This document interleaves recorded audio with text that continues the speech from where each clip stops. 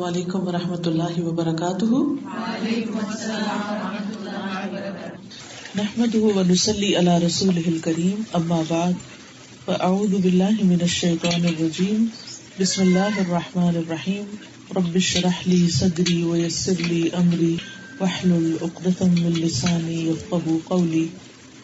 عزیز بہنوں، ہم سب اس دنیا میں آئے ہیں اور ایک دن واپس جانا ہے، اور جب واپس جانا ہے تو اس زندگی میں جو کچھ کیا ہے اسے اپنے سامنے پائیں گے۔ یوم یتذکر الانسان ما سعی، اس دن انسان یاد کرے گا کہ اس نے کیا دوڑ دھوپ کی تھی، کیا کوشش کی تھی، کس چیز میں وقت لگایا تھا۔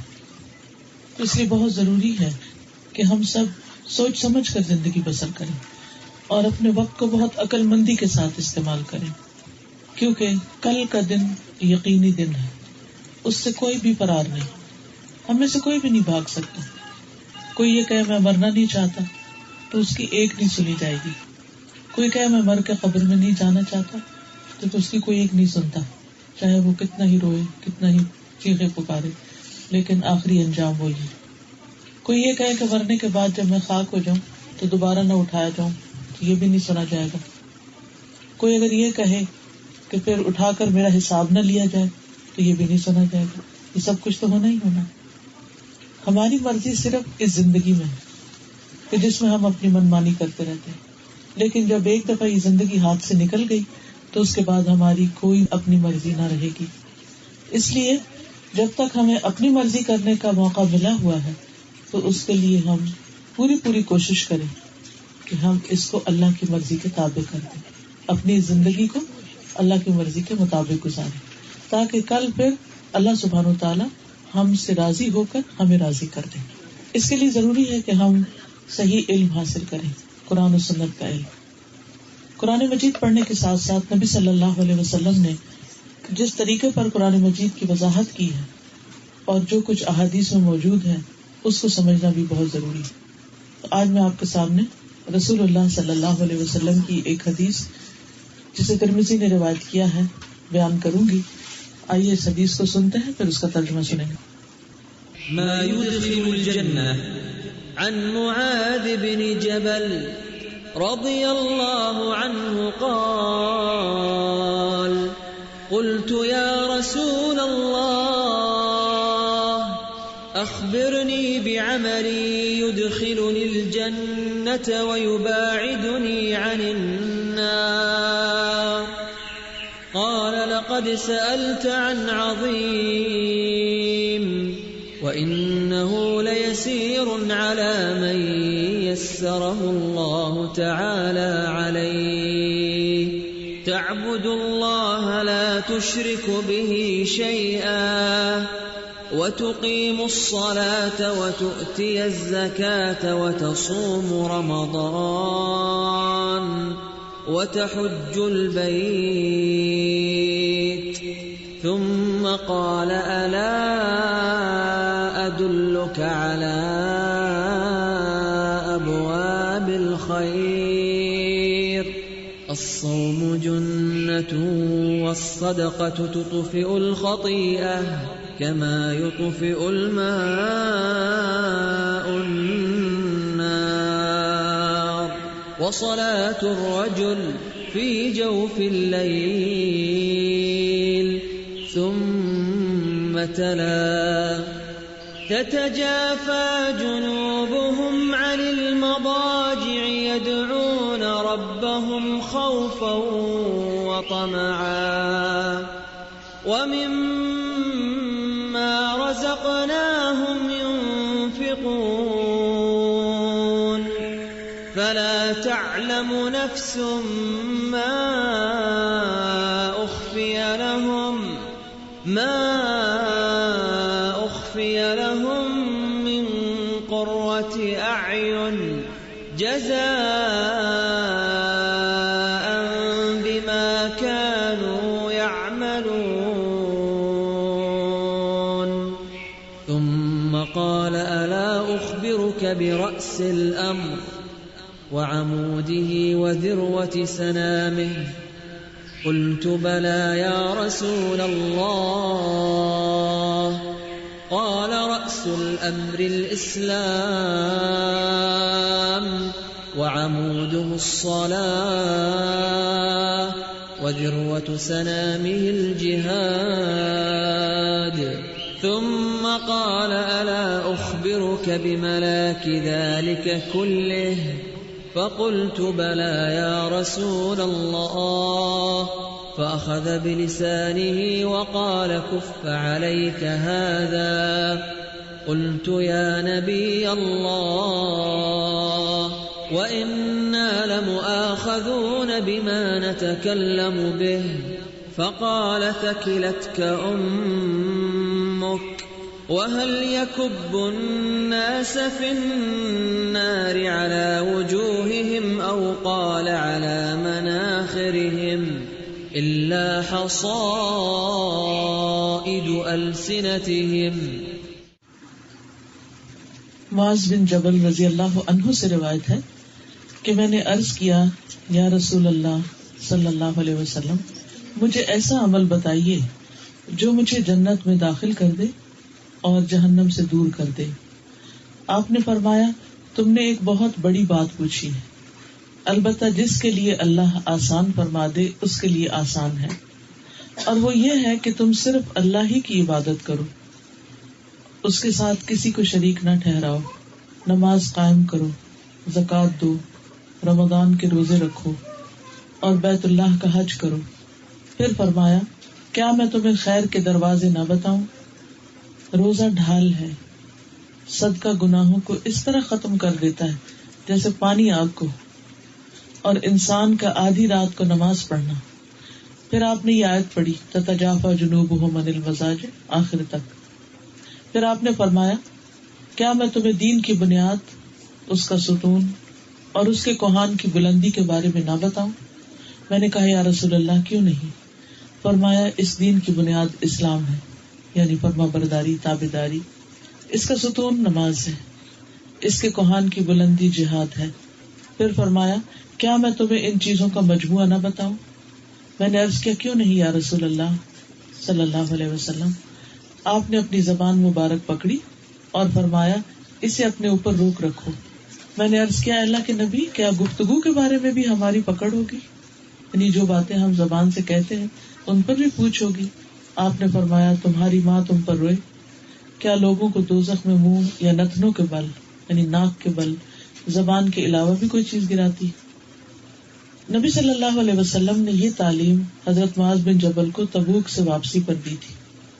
تو اس سے یہ پتہ چلتا ہے کہ اللہ کے رسول صلی اللہ علیہ وسلم سکھانے کا کوئی موقع بھی ہاتھ سے جانے نہیں دیتے تھے، اور خصوصاً جب کسی کے اندر طلب ہوتی تھی، کیونکہ یہاں حضرت معاذ خود نبی صلی اللہ علیہ وسلم کو اکیلے پا کر ان سے سوال کرتے ہیں کہ مجھے کوئی ایسا عمل بتا دے کہ میں جنت میں چلا جاؤں. ان کا ہم اور غم اور فکر یہی تھی، کیونکہ وہ عقل مند لوگ تھے. انہیں معلوم تھا کہ دنیا میں جو کچھ ہے تو بہت جلد ہاتھ سے جانے والا ہے، اور اصل وہ ہے جو آخرت کے لیے ذخیرہ ہو. پھر آپ دیکھیے کہ صحابہ کرام کو جو کچھ وہ پوچھتے تھے وہ اس میں سنجیدہ ہوتے تھے اور وہ عمل بھی کرنا چاہتے تھے. ایسے نہیں تھا کہ سوال برائے سوال اور سوال برائے بحث اور سوال برائے ایسے ہی وقت گزارنے کے یا ٹائم پاس کرنے کے، بلکہ وہ ایسے سوال کرتے تھے جن سے واقعی ان کو کچھ ملے تو فائدہ بھی ہو. اس میں نبی صلی اللہ علیہ وسلم نے جو جواب دیا تو اسے فرمایا تم نے تو بہت بڑی بات پوچھی، ویری گڈ کوشچن، بہت عظیم کام کے بارے میں تم نے سوال کیا ہے. اور یہ حقیقی زندگی یہی ہے کہ انسان جنت میں داخل ہو جائے، جہنم سے دور ہو جائے، اور اصل کامیابی بھی یہی ہے. اگر دنیا میں کسی کے پاس قارون کا خزانہ ہے لیکن اگر انجام بھی قارون جیسا ہے تو اس خزانے کا کچھ بھی فائدہ نہیں. پھر اوور آل بھی ہم دیکھتے ہیں کہ صحابہ چونکہ دنیا کو بھی جانتے تھے اور آخرت کو بھی جانتے تھے، اس لیے ان کی پریفرنس آخرت تھی، ان کی پرائرٹی آخرت تھی.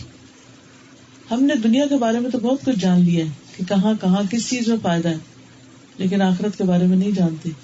اس لیے ہماری پرائرٹی اور پریفرنس دنیا ہی ہوتی ہے. ہمارے سارے رنج، غم، فکر، پریشانی جس کے ارد گرد ہمارا دماغ گھومتا ہے وہ دنیا ہی سے متعلق ہوتی ہے. پھر آپ دیکھیے کہ رسول اللہ صلی اللہ علیہ وسلم نے جو ان کو بتایا، اس سے پہلے ان کو بتایا کہ سوال بڑا ہے بڑی بات تم نے پوچھی ہے، لیکن مشکل نہیں، اس کے لیے بہت آسان ہے جس کے لیے اللہ اس کو آسان کر دے. یعنی تمہارے لیے آسانی ہو جائے گی اگر اللہ نے تمہیں توفیق دے دی. تو اس سے یہ بھی پتہ چلتا ہے کہ دین آسان ہے، مشکل نہیں ہے. یہ مشکل اور رکاوٹ ہمارے اپنے اندر ہوتی ہے. قرآن پاک کے جو احکامات ہیں ان کے بارے میں اللہ تعالیٰ فرماتے ہیں یرید اللہ بکم الیسر ولا یرید بکم العسر، کہ اللہ تمہارے ساتھ آسانی چاہتا ہے، تنگی نہیں چاہتا. یعنی اللہ تعالیٰ احکامات اس لیے نہیں دے رہا کہ تم مشکل میں ڈالے. لیکن کیا بات ہے کہ ہم میں سے بہت سے لوگ دین پر عمل کرنے کو مشکل سمجھتے ہیں، حالانکہ دنیا کے کئی کام اس سے بھی کہیں زیادہ مشکل ہوتے ہیں اور ان میں ان کا بہت دل لگتا ہے، وہ مشکلیں آسان لگتی ہیں. اصل چیز کیا ہے؟ جس چیز کا شوق ہوتا ہے، جس چیز کی خوشی ہوتی ہے، وہ بڑے سے بڑا، بھاری سے بھاری کام بھی انسان کو بڑا نہیں لگتا، مشکل نہیں لگتا. اب آپ دیکھیے کہ جیسے اگر آپ کو کوئی خریداری کرنی ہے، بازار میں جانا ہے، تو وہاں گھومنا پھرنا کوئی آسان تو نہیں. اکثر لوگ جب جاتے ہیں تو کتنے ایگزاسٹ ہو جاتے ہیں، اور گھنٹہ تو کچھ چیز ہی نہیں، کئی گھنٹے لگ جاتے ہیں. اس کے برعکس اگر انہیں کہا جائے کہ 15 منٹ ذرا آرام سے نماز پڑھ لو، تو وہ ان کو بہت مشکل لگتی ہے. گھنٹہ بھر گھومنا مشکل نہیں لگتا. اسی طرح آپ دیکھیے کہ بہت سے لوگوں کی جابس کھڑی جابس ہوتی ہیں، وہ بیٹھ نہیں سکتے، سارا دن کھڑے رہتے ہیں. سیکورٹی کی جاب ہے، اس میں بہت ٹائم کھڑا ہونا پڑتا ہے، گھومنا پھرنا پڑتا ہے، لیکن لوگ آرام سے کھڑے رہتے ہیں. ایسے لوگوں کو اگر کہا جائے کہ اللہ کے حضور قیام میں کھڑے ہو جاؤ، تو وہ ان کو بہت بھاری لگے گا، بہت مشکل لگے گا، کیونکہ دل کی بات ہے، میں دل نہیں ہے اس میں. حالانکہ اس کام کو جو وہ دنیا کا شوق سے کرتے ہیں، اس کے نتیجے میں کیا ملتا ہے زیادہ سے زیادہ، اور جو اللہ سبحانہ و تعالیٰ کی عبادت کے نتیجے میں انسان کو ملنے والا ہے وہ تو کہیں بڑا ہے. پھر آپ دیکھیے کہ اگر ہم بھی عبادت کریں تو خوشی سے کریں، شوق سے کریں، کیونکہ ہم اللہ پر احسان نہیں کر رہے. عبادت میں ہمارا اپنا ہی فائدہ ہے، اس کا نتیجہ اور اس کا صلہ اور اس کا بدلہ ہمیں ہی ملنے والا ہے. تو سب سے پہلی چیز جو آپ نے بتائی وہ ہے تعبد اللہ ولا تشرک بہ شیئا. پہلا کرنے کا کام توحید ہے، شرک سے بچنا ہے. کیونکہ اگر کوئی شرک کر رہا ہو تو اس کے سارے نیک عمل برباد ہیں، کچھ بھی قبول نہیں اس سے، نہ نماز ہے، نہ روزہ، نہ صدقہ، نہ خیرات، محنت تک، جس چیز کے لیے بھی تھکتا سب برباد ہے. تو اس لیے یہ بہت ضروری ہے کہ انسان توحید اور اس کے جتنے بھی متعلقہ اشیاء ہیں ان کو بہت اچھی طرح سمجھ لے، بہت اچھی طرح جان لے. عبداللہ بن مسعود سے مروی ہے کہ ایک شخص تھا جس نے توحید کے علاوہ کوئی اور نیک عمل ابھی نہیں کیا تھا. تو اس کی موت کا وقت آ گیا. جب وہ فوت ہونے کے قریب ہو تو کہنے لگا کہ جب میں مر جاؤں تو مجھے جلا دینا، میری جسم کا کوئلہ بنے اس کو راکھ کو پیس دینا، پھر جس دن تیز ہوا چلے تو کچھ اڑا دینا، کچھ سمندر میں بہا دینا. تو گھر والوں نے ایسے کی. تو جو ہی انہوں نے کیا تو اللہ سبحانہ تعالیٰ نے فرشتوں کو حکم دیا، پانی کے فرشتوں کو اور ہوا کے فرشتوں کو، کہ اس کے جسم کو ذرہ ذرہ نکالنا ہے. وہ لا کر انہوں نے سمیٹ کے رکھ دیا اور اللہ سبحانہ تعالیٰ نے اسے اٹھا کھڑا کیا. وہ تو اس کے بغیر بھی اٹھا سکتا ہے، لیکن بہرحال ایک پروسیجر ہے. تو اس پر اللہ سبحانہ تعالیٰ نے اس سے پوچھا کہ اس کام پر تمہیں کس چیز نے مجبور کیا؟ تو اس نے کہا اللہ تعالیٰ آپ کے خوف میں، میں آپ کے حساب سے ڈرتا. اس پر اللہ تعالیٰ نے اس کی بخشش فرمائی. تو یہ جو حساب کا خوف ہے، یہ جو ڈر ہے کہ اللہ تعالیٰ پوچھے گا اور ہمیں جواب دینا ہے، اور ہم اپنے طور پر جتنی بھی کوشش کریں اس کے لیے اچھے عمل کرنے کی، اور جو بھی ہم ایفرٹ لگائیں وہ اسی کے بعد ہی آئے گی جب ہمیں اپنے انجام کے بارے میں فکر ہوگی کہ ہم کس طرف جا رہے ہیں. مثلاً اگر آپ کسی سڑک پر جا رہے ہیں اور آپ کو پتا ہو کہ سڑک کا اختتام آگے کسی ندی میں ہو رہا ہے، کسی اسٹریم میں ہو رہا ہے، کسی لیک میں ہو رہا ہے، اور بریک آپ کی فیل ہو گئی ہے، بریک نہیں آپ لگا سکتے، تو ہر گزرتا ہوا لمحہ کیسے گزرے گا؟ کیسے گزرے گا؟ سخت خوف کی حالت میں.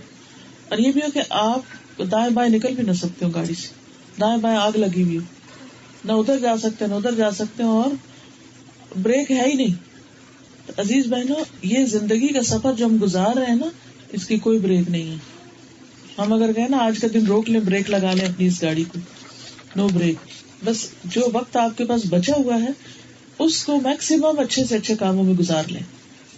اور ان میں سب سے پہلا کام جو کرنے کا ہے وہ شرک سے پرہیز، کہ اللہ سبحانہ وتعالیٰ کے ساتھ کسی اور کو شریک نہ کیا جائے، نہ کسی مقرب فرشتے کو اور نہ کسی نبی مرسل کو. اللہ سبحانہ وتعالیٰ کو پکاریں لیکن اللہ کے علاوہ کسی اور کو مدد کے لیے نہ پکاریں. یعنی بعض لوگ ہوتے ہیں نا کہ اللہ تعالیٰ کے علاوہ ملائکہ کو یا جنات کو یا بزرگان دین کو پکارتے ہیں مدد کے لیے. یہ سب چیزیں شرک میں آتی ہیں. پھر اسی طرح ظاہری شرک کے علاوہ شرک خفی سے بچنا بھی ضروری ہے, اور وہ ہے ریاکاری, دکھاوا, کہ انسان کسی دوسرے انسان کو دیکھ کر اچھے عمل کرے, کہ اس کو دکھانے کے لیے کہ میں بھی کر سکتا ہوں, تو وہ اپنے آپ کو کیا سمجھتے. حدیث میں آتا ہے, ابو سعید خدری کہتے ہیں کہ ایک دفعہ رسول اللہ صلی اللہ علیہ وسلم ہمارے پاس آئے تو ہم دجال کا ذکر کر رہے تھے. آپ نے فرمایا میں تمہیں کسی ایسی چیز کے بارے میں نہ بتاؤں جو میرے نزدیک تمہارے لیے دجال سے بھی زیادہ خطرناک ہے, کیا اس کے بارے میں بتاؤں تم کو؟ ہم نے کہا کیوں نہیں. فرمایا چھپا ہوا شرک, اور وہ یہ ہے کہ آدمی نماز پڑھنے کے لیے کھڑا ہوتا ہے, جب اسے معلوم ہوتا ہے کہ کوئی دیکھ رہا ہے تو اپنی نماز خوبصورت بنا لیتا ہے, یعنی لوگوں کو دیکھ کر اپنی نماز اچھی کرنے لگتا ہے. ویسے اس نماز کی کوئی کوالٹی نہیں, لیکن جو ہی دیکھا کہ کوئی آ گیا کمرے میں, کوئی دیکھ رہا ہے تو بہت اچھے سے صحیح ہو کے کھڑا ہو گیا, تو وہ نماز اللہ تعالیٰ کی تو نہیں نا, وہ تو پھر بندوں کے لیے. اسی طرح کسی انسان کا کوئی عمل ویسے اس میں کوئی کوالٹی نہ ہو, لیکن جب دیکھے کہ لوگ دیکھ رہے ہیں تو بہترین کوالٹی اس میں لے آئے. تو لوگوں کی وجہ سے اچھے کام کرنا یہ بھی شرک میں آتا ہے. پھر فرمایا نماز قائم کرو, زکوٰۃ دو, رمضان کے روزے رکھو, اور بیت اللہ کا حج کرو. پھر اس کے بعد آپ نے فرمایا الا ادلک علی ابواب الخیر, کیا میں تمہیں خیر کے دروازوں کے بارے میں رہنمائی نہ کروں, خیر اور بھلائی کے بارے میں نہ بتاؤں, کہ جہاں سے تم داخل ہوگے تو نیکیوں کے موقع ملیں گے. یعنی اگر واقعی تم جنت میں جانا چاہتے ہو تو پھر تمہیں راستہ چاہیے, تو راستے پہ جب تم جاؤ گے تو آگے کچھ دروازے آئیں گے, ان دروازوں سے گزرو گے تو پھر ہی تم جنت میں پہنچ سکتے ہو. سب سے پہلے فرمایا الصوم جنہ, روزہ ڈھال ہے, یعنی دنیا میں گناہوں سے بچاتا ہے اور آخرت میں جہنم سے بچانے والا ہے. روزہ مومن کا قلعہ ہے. نبی صلی اللہ علیہ وسلم نے فرمایا روزہ ڈھال ہے اور مومن کے قلعوں میں سے ایک قلعہ ہے. قلعہ کیا ہوتا ہے, فورٹ کیا ہوتا ہے, کہ جس کے اندر انسان جا کر دشمن سے بچ جاتا ہے. تو رمضان میں جب خاص طور پر روزے آتے ہیں تو اس کے دشمنوں کو بگا دیا جاتا ہے اور انسان کو محفوظ کر لیا جاتا ہے. پھر اسی طرح یہ ڈھال جو ہے یہ قبر میں بھی ہے, کہ جب انسان کو دفن کیا جاتا ہے تو جب مردے کو دفنا کے جا رہے ہوتے ہیں تو جو مردہ ہے اس کی روح واپس لوٹا دی جاتی ہے, تو وہ سننے لگتا ہے, اور وہ اس وقت سن رہا ہوتا ہے جوتوں کی آہٹ تک, یعنی زمین کی جو دھم دھم ہوتی ہے وہ بھی سن رہا ہوتا ہے. تو مردے کو جب دفن کر کے واپس جاتے ہیں تو مردے کی روح واپس لوٹائی جاتی ہے اس کے اندر. اور اس طرح جب وہ جا رہے ہوتے ہیں تو اس کے بعد حساب کتاب شروع ہوتا ہے. اب جو یہ منکر نکیر آ رہے ہوتے ہیں تو میت کے سرہانے کی طرف نماز آ جاتی, اس کو پروٹیکٹ کر لیتی, روزہ دائیں طرف آ جاتا ہے, زکوٰۃ بائیں طرف آ جاتی, اور دوسرے نیک کام صدقہ خیرات نیکیاں وغیرہ جو لوگوں کے ساتھ بھلائیاں کی تھی سب پاؤں کی طرف آ جاتی, اور وہ چاروں طرف سے پروٹیکٹڈ ہوتا ہے. تو اس کے پاس جب سرہانے کی طرف سے کوئی چیز آتی ہے تو نماز کہتی ہے ادھر سے رستہ نہیں, دائیں طرف آتا ہے تو روزہ کہتا ہے ادھر سے نہیں آ سکتا, بائیں طرف آتا ہے تو زکوٰۃ روک لیتی, پاؤں کی طرف سے آتا ہے تو باقی نیک اعمال اور نیکیاں روک دیتی. اس لیے کتنا ضروری ہے کہ انسان ایسے کام کرے کہ جس سے اس کی مختلف تکلیفوں سے پروٹیکشن ہو. پھر اسی طرح قیامت کے دن بھی روزہ سفارش کرے گا کہ یار میں نے اسے کھانے اور خواہشات پوری کرنے سے روکا رکھا, تو اس کے بارے میں میری سفارش قبول فرمائے. پھر یہ کہ جہنم سے ڈھال ہے روزہ. رسول اللہ صلی اللہ علیہ وسلم نے فرمایا جس نے اللہ کی راہ میں ایک دن کا روزہ رکھا, یعنی اللہ کی خاطر, اللہ تعالیٰ اس کے اور دوزخ کے درمیان ایسی خندق بنا دیتا ہے, ایسی ڈچ جیسے کہ زمین اور آسمان کے درمیان فاصلہ ہے, یعنی جہنم کو اسے اتنا دور کر دیتا ہے. پھر اس کے بعد خاص طور پر صدقے کا ذکر کیا گیا. وَالصَّدَقَةُ تُطْفِئُ الْخَطِيئَةَ كَمَا يُطْفِئُ الْمَاءُ النَّارَ, صدقہ گناہوں کو مٹا دیتا ہے جیسے پانی آگ کو مٹاتا ہے. یعنی کہیں آگ لگ جائے تو ہم کیا کرتے ہیں, فوراً پانی ڈالتے ہیں تاکہ آگ بجھ جائے. اور ہر طرح کا صدقہ جو وہ گناہوں کو مٹاتا ہے. حدیث میں آتا ہے صدقہ کرنے والوں کی قبروں سے حرارت بجھاتا ہے, یعنی قبر کے عذاب سے نجات دیتا ہے. قیامت کے دن مومن اپنے صدقے کے سائے کے نیچے ہوگا, یعنی جو کچھ اس نے دوسروں کے ساتھ بلائیاں کی ہوں گی مال جان کے ساتھ, وہ اس کے لیے ایک امبریلا کی طرح بن جائیں گے. اور وہاں پریشانی سے بچ جائے گا. پھر اسی طرح رات کی نماز کی بات ہوئی، یعنی عشاء اور فجر کے بیچ کی جو نماز ہے. آج کل تو راتیں بہت چھوٹی ہیں، شاید موقع نہ ملتا ہو آپ کو، لیکن سردیوں میں یہاں کتنی لمبی راتیں ہوتی ہیں. انسان اپنی پوری نیند لے لے اور اس کے بعد بھی اٹھ جائے تو تہجد کے لیے اٹھ سکتا ہے. لیکن اصل بات ہے نیت، ارادہ اور اس کی اہمیت. قرآن مجید میں اللہ تعالیٰ فرماتے ہیں ان کے پہلو بستروں سے جدا رہتے ہیں، وہ اپنے رب کو ڈرتے ہوئے اور امید کے ساتھ پکارتے ہیں، اور ہم نے انہیں جو کچھ دیا ہے اس میں سے خرچ کرتے ہیں. بس کوئی نہیں جانتا ان کے لیے آنکھوں کی ٹھنڈک میں سے کیا کچھ چھپا کر رکھا گیا ہے اس عمل کی جزا کے لیے جو وہ کیا کرتے تھے. اور پھر آپ صلی اللہ علیہ وسلم نے یہ جو آیت ہے یہ پڑھی اور لوگوں کو بتائی کہ کوئی نہیں جانتا ان کی آنکھوں کی ٹھنڈک کے کیسے کیسے سامان ہیں. کتنی راحتیں ہیں ایسے لوگوں کے لیے جو رات کو اٹھ کر نماز پڑھتے ہیں. فرض نماز کے بعد سب سے زیادہ فضیلت والی نماز جو ہے وہ رات کی نماز ہے. ایسی نماز جس کی نیت کر کے سونے پہ بھی اجر مل جاتا ہے. یعنی اگر آپ نے تہجد کی نیت کی اور اٹھ نہیں سکے تو بھی آپ کو اجر ملے گا. یا آپ کی تڑپ ہے، دعا ہے، یا اللہ مجھے توفیق دے، مجھے شوق ہے میں کر سکوں، تو اس پر بھی انشاءاللہ اجر مل جائے گا. رسول اللہ صلی اللہ علیہ وسلم نے فرمایا رات کا قیام لازم پکڑو، وہ تم سے پہلے کے نیک لوگوں کا طریقہ ہے اور تمہارے رب کے قرب کا ذریعہ ہے، برائیوں کا کفارہ اور گناہوں سے رکاوٹ ہے، پھر سلامتی سے جنت میں داخل ہونے کا ذریعہ ہے. ایسے لوگوں کے لیے جنت میں بالا خانے ہیں، خوبصورت گھر ہیں جن کے اندر سے باہر اور باہر سے اندر نظر آتا ہے. پھر اس کے بعد نبی صلی اللہ علیہ وسلم نے فرمایا کیا میں تمہیں نہ خبر دوں برأس الامر کہ اس دین کی اصل بنیاد کیا ہے، وہ عمود ہی و ذروت سنامی ہی، اور اس کی بلندی ہائٹ اور اس کی کوہان کی بلندی کیا ہے. فرمایا رأس الامر الاسلام، کہ اس معاملے کا، اس کام کا جو مرکزی نقطہ ہے وہ اسلام ہے، جس کام کے لیے انسان کو پیدا کیا گیا ہے، کہ انسان ظاہری طور پر اور اندرونی طور پر اللہ سبحانہ وتعالیٰ کے لیے سرنڈر کر دے، اللہ تعالیٰ کے احکامات کے آگے جھک جائے. اور دین اسلام کو اللہ کا پسندیدہ دین قرار دیا گیا. اور ہم سب سے کیا کہا گیا، یا ایھا الذین آمنوا ادخلوا فی السلم کافۃ، اے لوگ جو ایمان لائے ہو دین میں پورے کے پورے داخل ہو جاؤ. ولا تتبعوا خطوات الشیطان، اور شیطان کے قدموں کی پیروی نہ کرو. شیطان کی بات نہیں مانو، اللہ کی بات مانو. اور حقیقت یہ کہ اسلام انسان کو سلامتی دینے کے لیے، جیسے نبی صلی اللہ علیہ وسلم نے فرمایا اسلموا تسلموا، اسلام لے آؤ تو تم سلامت رہو گے اور پچھلے سارے گناہ بھی معاف ہو جائے گی. یعنی جو شخص مسلمان ہوتا ہے وہ ایسے ہو جاتا ہے جیسے اس کی ماں نے اسے اسی دن جنم دیا ہو. پھر یہ ہے کہ اسلام کی کچھ نشانیاں ہیں، علامتیں ہیں، اور وہ کیا ہے، نماز، روزہ، حج، زکوٰۃ وغیرہ قائم کرنا، کثرت سے سلام کرنا، اور دوسروں کو کھانا کھلانا، اور پھر اپنے ہاتھ پاؤں سے دوسروں کو محفوظ رکھنا. نبی صلی اللہ علیہ وسلم سے پوچھا گیا رسول اللہ صلی اللہ علیہ وسلم سب سے افضل اسلام کون سا ہے؟ فرمایا جس کی زبان اور ہاتھ سے دوسرے محفوظ رہے. پھر کھانا کھلانا اور سلام عام کرنا، ہر شخص کو سلام کرنا، جس کو انسان پہچانتا ہو اور جس کو نہ پہچانتا ہو. پھر اگر انسان ساری زندگی اللہ کی اطاعت پر قائم رہے اور اسی میں اس کا بڑھاپا آ جائے تو اس پر بھی بڑا آ جائے. نبی صلی اللہ علیہ وسلم نے فرمایا جس کسی مسلمان کے سر کے بال جیسے حالت اسلام میں سفید ہو جائے تو قیامت کے دن یہ اس کے لیے نور کا باعث ہو. ایک اور روایت میں آتا ہے اس کے ہر بال کے عوض ایک نیکی لکھی جاتی ہے اور ایک گناہ دور کیا جاتا ہے. پھر فرمایا وعمودہ الصلاۃ، اس کا ستون نماز ہے. یعنی اسلام کا ستون کیا ہے؟ نماز. جیسے آپ دیکھ رہے ہیں یہ ستون کھڑے، تو عام طور پر جب خیمہ گاڑا جاتا ہے تو اس کا ایک بیسک پلر ہوتا ہے بیچ میں، اور باقی جگہوں پہ کھونٹے لگا کے رسیاں لگا کے باندھ دیا جاتا ہے تو خیمہ بن جاتا ہے. تو اگر ستون نکال دیے جائیں تو چھت گر جائے گی، کیونکہ اگر کوئی چھت کھڑی ستون پر ہے تو گر جائے گی. اسی طرح جس کی نماز نہیں اس کا دین ختم، چھت گر گئی. تو اس لیے ہر حال میں انسان کو نماز کی پابندی کرنا لازم ہے.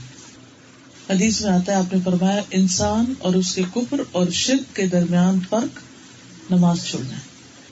پھر ہے وَذِرْوَةُ سِنَامِهِ الْجِهَادُ فِي سَبِيلِ اللَّهِ، اور اس کے کوہان کی بلندی اللہ کے راستے میں جہاد کرنا ہے. یعنی جہاد کا تذکرہ آپ نے یوں کیا کہ جیسے وہ کوہان کی بلندی، جیسے اونٹ کا ہمپ ہوتا ہے، آپ نے دیکھا ہوگا وہ اس کی بیک میں اٹھا ہوا ہوتا ہے. تو کسی بھی چیز کا جو اٹھا ہوا حصہ ہوتا ہے اس کو سنام کہتے ہیں. تو ذربہ کہتے ہیں چوٹی کو، جیسے پہاڑ کی چوٹی کے لیے بھی لفظ استعمال ہوتا ہے. اور جہاد کا کیا معنی ہے؟ اللہ کے راستے میں اللہ کے دین کو سیکھنے کے لیے، عمل کرنے کے لیے، دوسروں کو سکھانے کے لیے، اس کو سب تک پہنچانے کے لیے اپنی ساری ایفرٹ لگا دینا.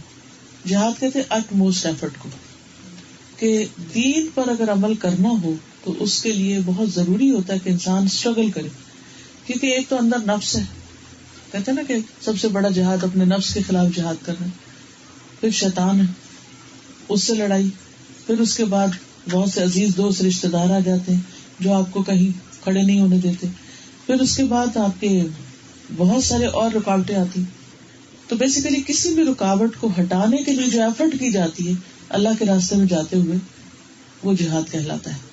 اس میں ایک سٹیپ قتال بھی آتا ہے کہ جب اس رکاوٹ کو دور کرتے کرتے کرتے کرتے بعض اوقات ایسی سچویشن آ جاتی ہے جیسے نبی صلی اللہ علیہ وسلم کے زمانے میں کہ مشرکین مکہ کسی حال میں ان کو اسلام پر عمل نہیں کرنے دے رہے تھے. کوئی نماز پڑھتا تھا تو اس کی پٹائی ہوتی، کوئی قرآن پڑھتا تو اس کو مار مار کے بے ہوش کر دیا جاتا.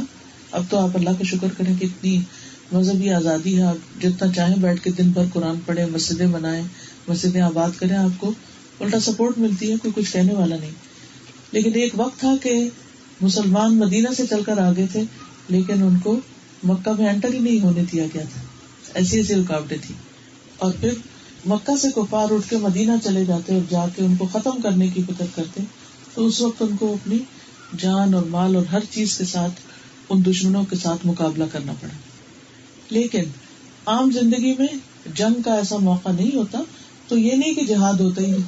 ہر شخص کے اوپر کسی نہ کسی درجے میں لازم ہے کہ وہ ایفرٹ لگائے، اسٹرگل کرے. مثلاً قرآن مجید میں آتا ہے سورۃ الفرقان میں وجاہدہم بہ جہادا کبیرا، کہ جہاد کرو اس قرآن کے ساتھ جہاد کبیر. اب قرآن کے ساتھ جہاد کیا ہوگا؟ تو اس کو زیادہ سے زیادہ لوگوں تک پہنچاؤ. اور یہ مکی صورت ہے، مکہ میں تو کوئی تلوار نہیں تھی، کچھ نہیں تھی، تو اس وقت بھی جہاد کا لفظ استعمال کیا گیا. مدینہ میں بھی کیا گیا، اس وقت اس کا کانٹیکسٹ کچھ اور تھا. تو ہر دور میں ہر سچویشن میں کانٹیکسٹ الگ ہوتا ہے. تو انسان کے لیے دین کیا سکھاتا ہے کہ لیزی ہو کے نہیں بیٹھ جانا، بلکہ کچھ نہ کچھ اسٹرگل جاری رکھنی نیکی کے کاموں کے لیے. تو جب بھی نیکی کرنے کے لیے، نیکی پھیلانے کے لیے آپ کو ایفرٹ لگاتے ہیں جان سے، مال سے، وقت سے، تو سب جہاد شمار ہوتا ہے کہ اس سے دین کو بلندی حاصل ہوتی ہے. پھر فرمایا کہ کیا میں تمہیں ان سب چیزوں کی اصل نہ بتاؤں؟ یعنی کوئی ایسی چیز بتاؤں جس سے تم ان سب چیزوں کے مالک ہو جاؤ کہ جو بھی نیکیاں کرو پھر تمہیں فائدہ دے. اور وہ کیا ہے؟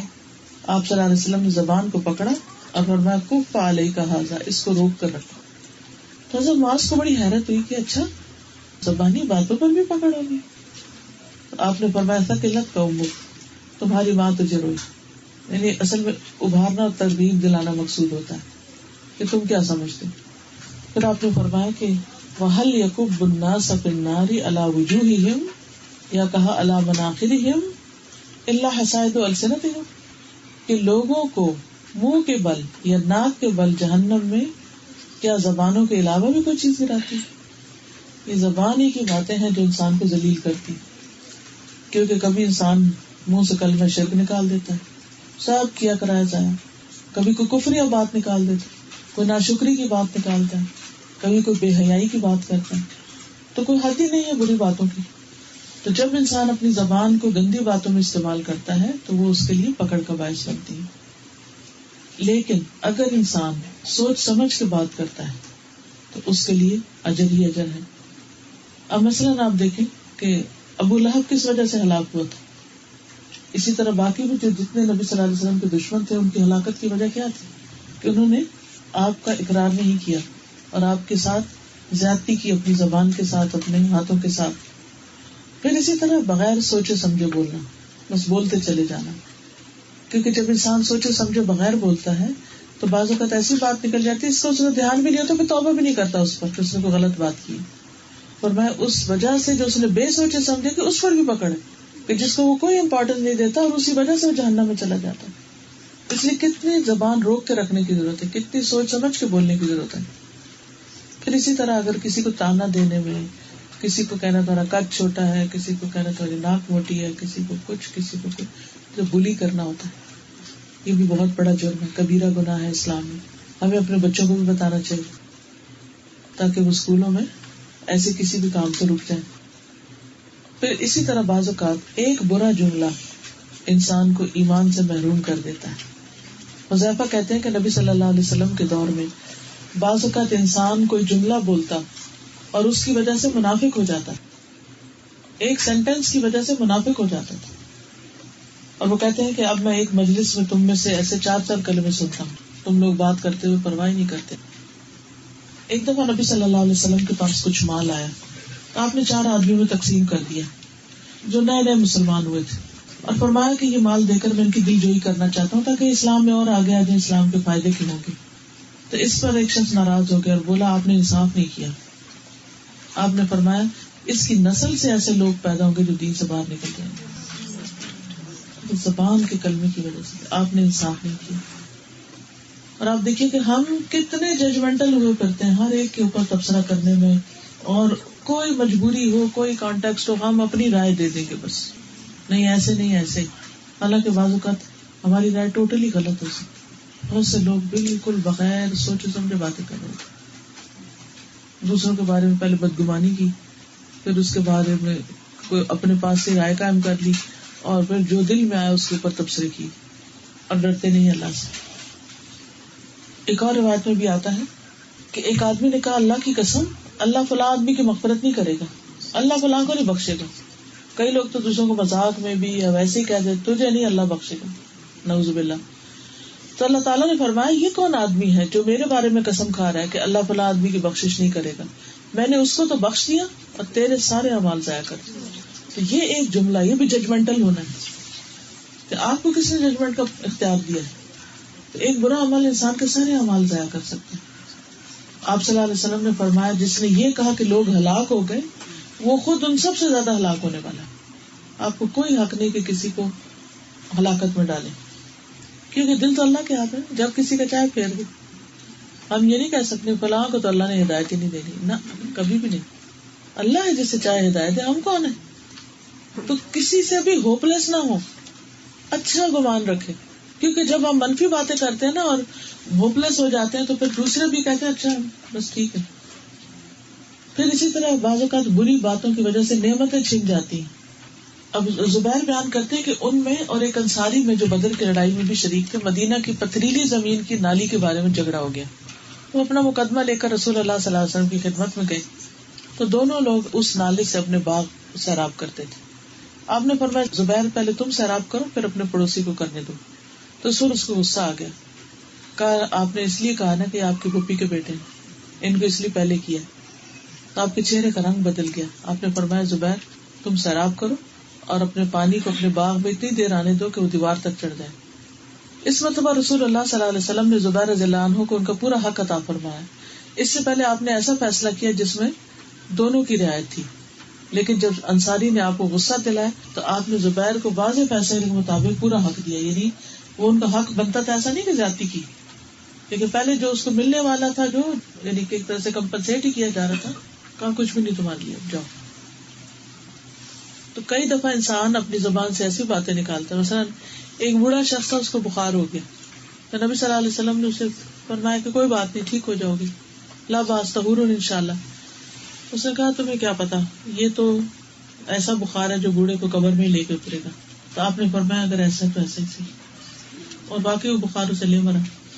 تو کئی دفعہ کوئی اگر ہمیں نصیحت کرنے لگا تو ہم کہتے ہیں اپنے پاس ہی رکھو, ہمیں نہیں چاہیے تمہاری بات, پتہ نہیں وہ کتنی کام کی بات ہو.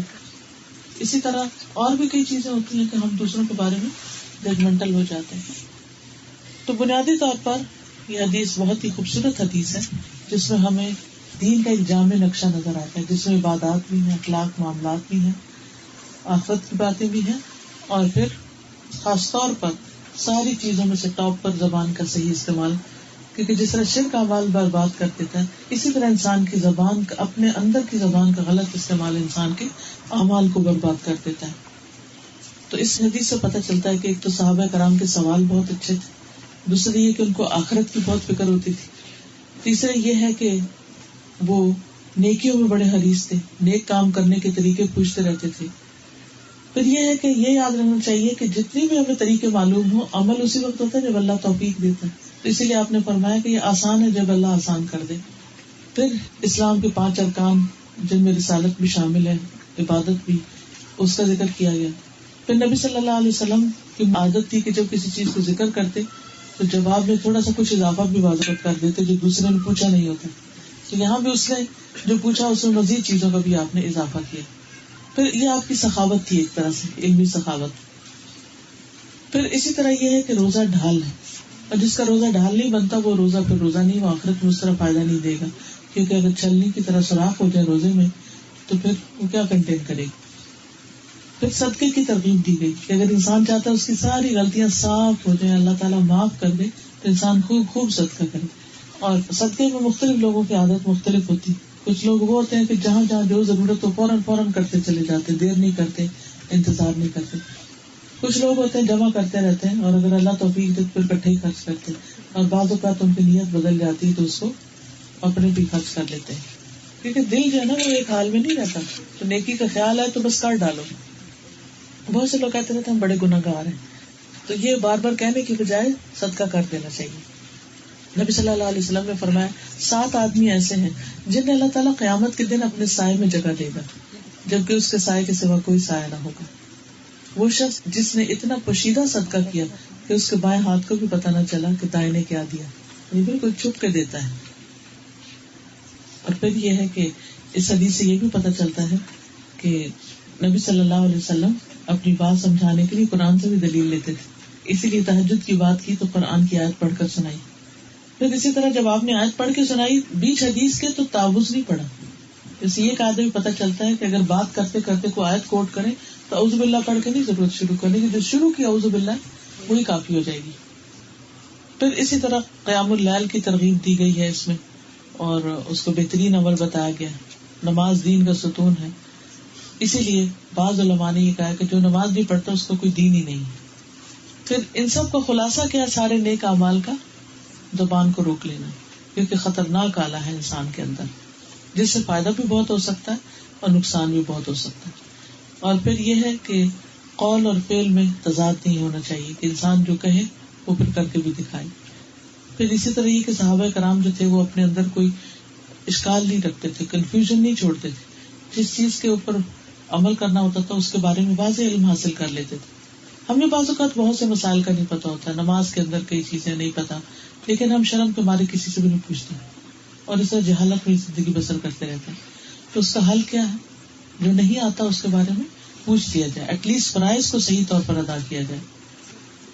پھر یہ ہے کہ جب ہم نبی صلی اللہ علیہ وسلم سے کوئی حدیث روایت کریں یا بیان کریں تو اس کو صحیح طور پر ایز اٹ از بیان کریں، اپنے پاس سے اس کے من مانے مطلب نہ نکالیں. اللہ تعالیٰ ہمیں عمل کی توفیق عطا فرمائے. آخر دعوانا ان الحمد للہ رب العالمین. سبحانک اللہم و بحمدک اشہد ان لا الہ الا انت استغفرک و اتوب الیک. السلام علیکم و رحمۃ اللہ وبرکاتہ.